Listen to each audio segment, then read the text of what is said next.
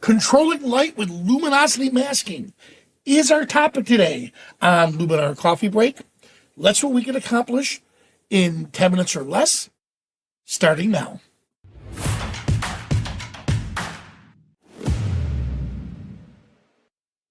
Hello, everyone. All right, so Jim Nix sent me this photo at 3 a.m. this morning.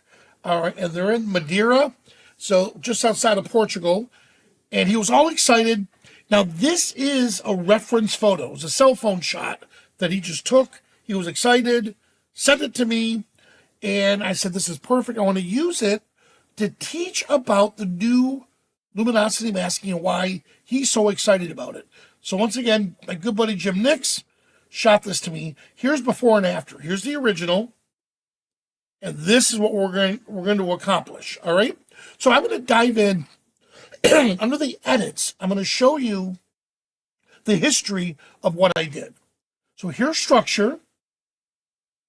Then I'm going to use color harmony, but this is where I'm going to use the luminosity mask. I'll relight just to get rid of some of this brightness in the foreground, pop a little more structure, and then enhance. So let's discard the changes and let's start in the beginning. So again, overall globally, I did want to add some structure to the scene and I'm good. Now I'm going to come down to color harmony. Now here's two options you could do.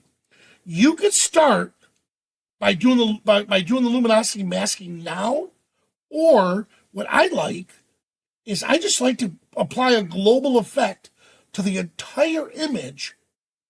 So now I can see what I'm dealing with. All right. So I don't like what it's doing to the rocks here, but I do love what it's doing to the sky and over in here. The water's not too bad. So let's see. Here's before. Here's after. Yeah, some of the water in here, I'm not a big fan of. So let me move it down a bit. All right, good. Now here's where the masking comes in. So I'm going to click on luminosity masking. Now from here, I have a couple choices.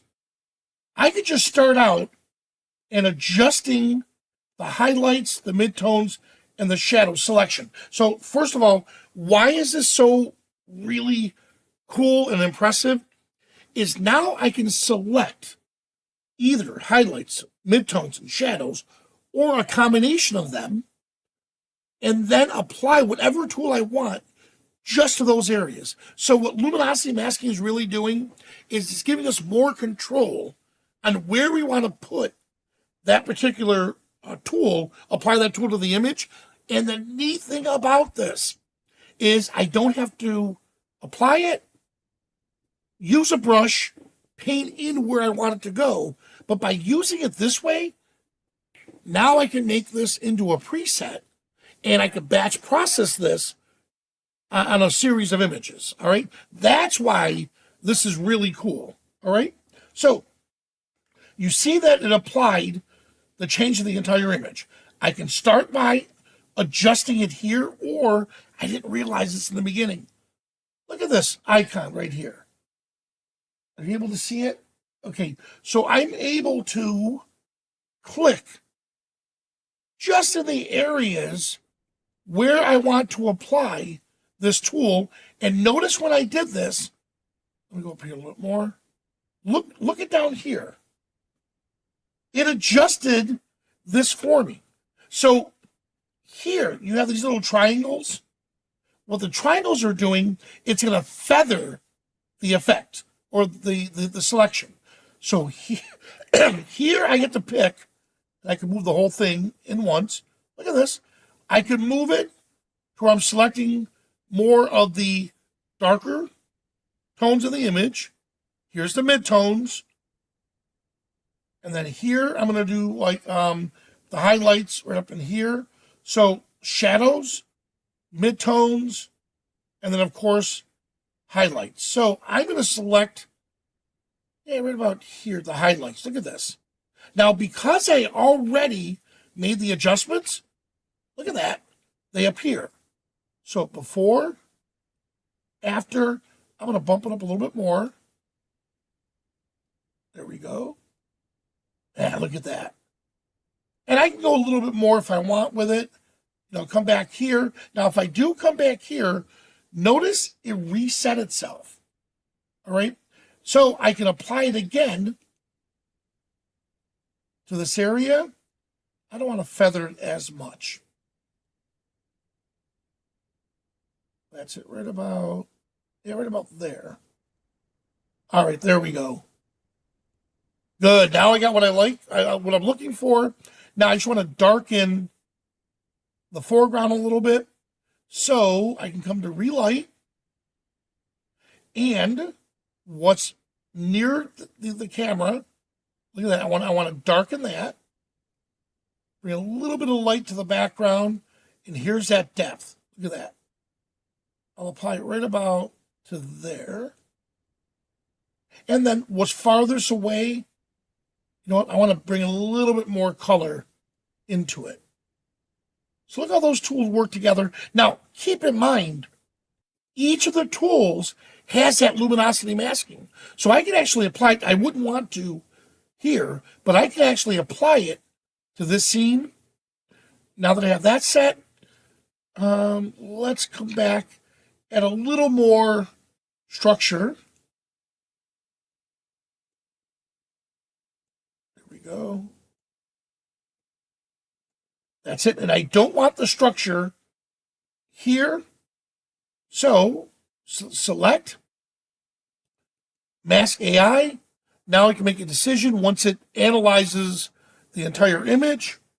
And once again, I'm trying to avoid as much as I can. Let's do this. There we go. I'm trying to avoid as much as I can selecting something, hand selecting, because remember, I want to make this into a preset so it can be applied to all of these images in this set. So it did a great job. I found it. Now it's applying structure just to the rocks.